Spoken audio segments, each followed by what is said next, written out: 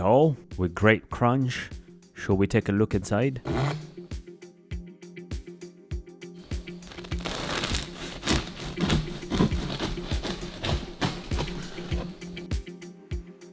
Beautiful open structure, lots of big bubbles, soft and light as a feather.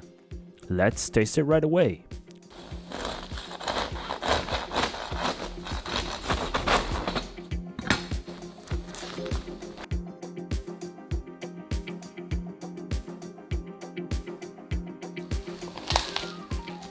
To die for. It's always true that the best things are also the simplest one. So fasten your seatbelts, because in this video I'll show you how to make this incredible no-knead high hydration focaccia. Here are the technical details, and we start with the liquids. In our focaccia, the liquids are water and whole milk. We mix them in the proportion you see here, and they will represent 85% by weight with respect to the flour. And we add the flour. Since we're making a highly hydrated dough, we want a strong flour, a bread or pizza flour with a W of at least 300, if not more. And we add the yeast.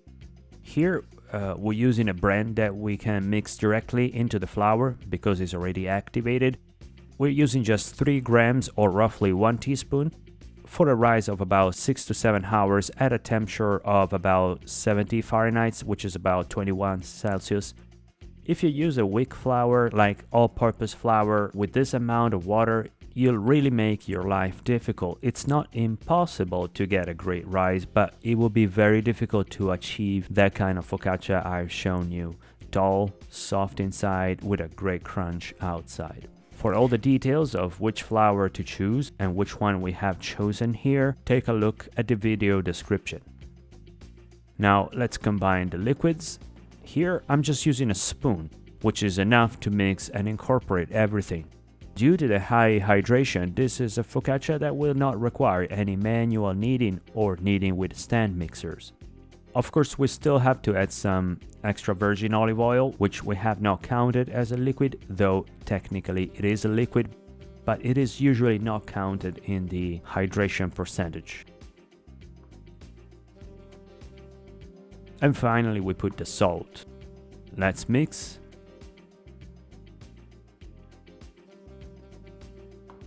And it's ready. Easy, right? As I said, we do not need to knead. The dough itself will do the work for us. We'll let it rest for about 20 minutes, and in the meantime, obviously, we hope you'll subscribe to our channel and click the bell for new video notifications.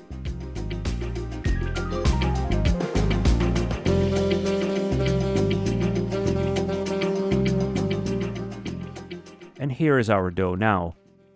Unfortunately, the free ride is now over.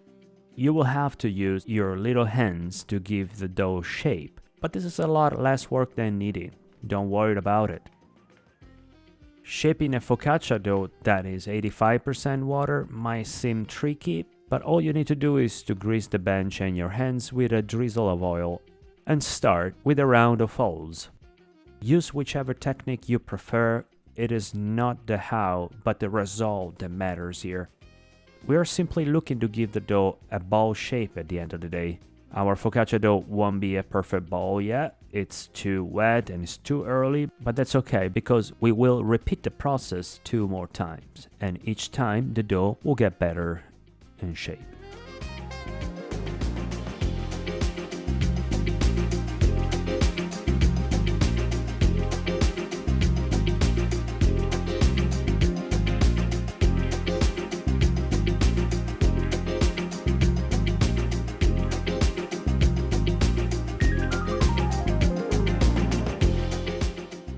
Here's the dough after the first 20 minutes.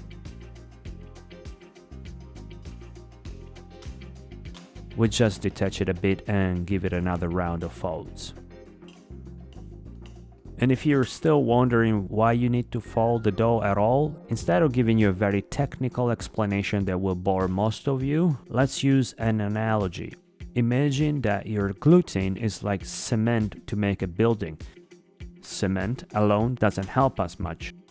But if we create a structure in which to pour the cement, then we can give shape to our beautiful houses. The same goes for the dough.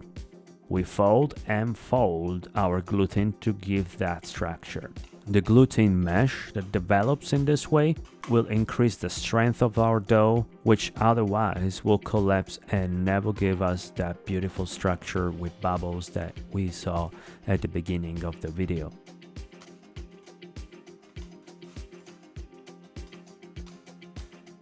Okay, now we let the dough rest for another 20 minutes. It's tea time. And here we go, time for the third and last round of folds. And notice how the dough is already fermenting and how it is more compact than it was at the beginning.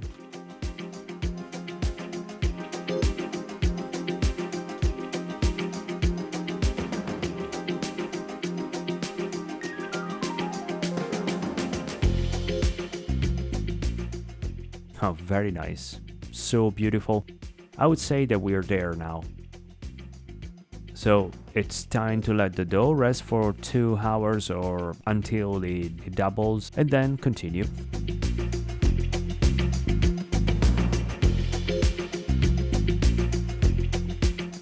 Here we are back on the bench.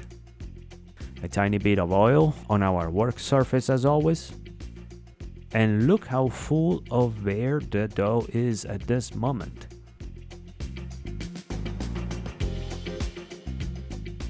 And what do we do now? It's quite simple. We fold it again on itself to trap even more air.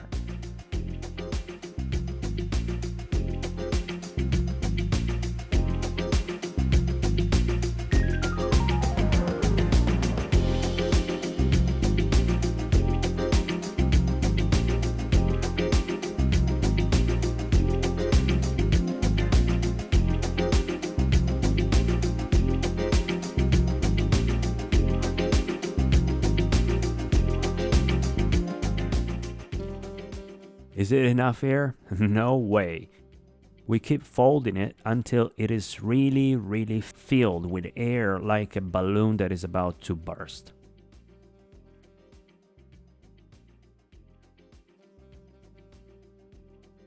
And when you struggle to make any more folds, such as now for example, that is the time to stop.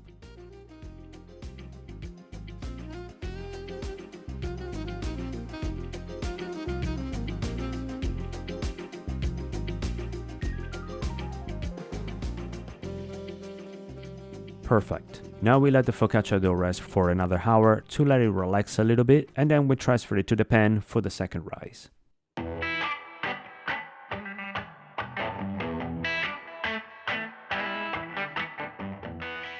Here we are.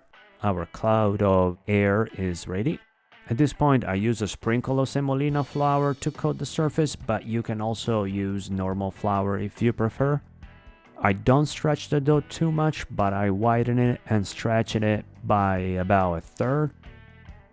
Notice how the focaccia dough still resists, but this is normal given the amount of folds that we gave it, and since sourdough still has to rise a bit in the pan.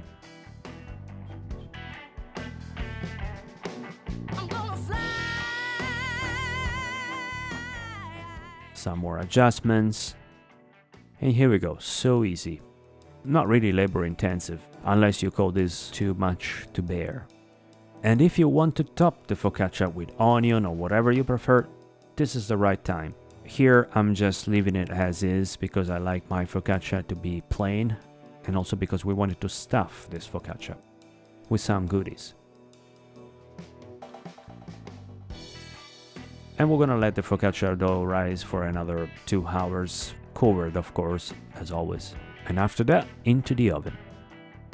While I'm waiting for the focaccia to rise one more time, I'm going to prepare my rosemary, which I decided to use for topping. And of course you can prepare whatever other ingredients you have in mind to use for topping this beautiful focaccia, if anything at all. And here we go. It's ready and even more puffy. It's really incredible.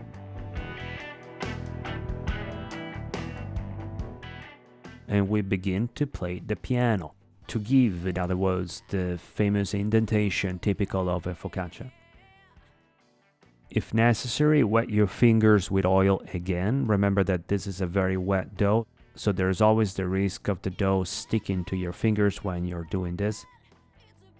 And here, if you want an alternative, you can make a saltwater brine and then put it into the holes in the style of the famous Genoese focaccia, focaccia genovese, so that you're gonna have that kind of pale holes finishing that contrast with the bronze color of the rest of the focaccia. It's your call. I'm gonna just put my rosemary and some coarse salt, actually salt flakes, which are even better. And then it's into the oven, 430 Fahrenheit, 220 Celsius, static of course, for 20 minutes. Then, if you have that oven option, finish baking the focaccia bread at the same temperature by using convection or fan for about 10 minutes to create an even crispier crust on the outside. Obviously your ovens are different than mine, so keep a close eye on your focaccia. We want it browned, of course, not burned.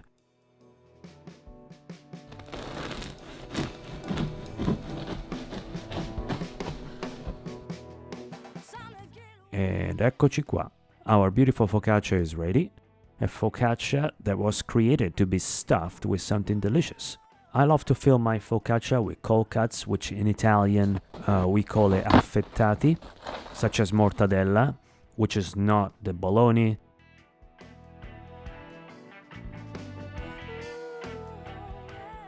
Or even a thin slice of lard, such as lardo di colonnata. Otherwise, use vegetables. Try broccoli rabe, the recime di rapa, or a combination of vegetables and meat. For example, spinaci e salsiccia, the Italian sausage, the real one, the one without fennel seeds. The limit is really your imagination and of course your stomach, which sooner or later will fill up. But what a pleasure. And if you like this video or learned something new, click the thumbs up and subscribe for more recipes like this from Italy and beyond. And buon appetito!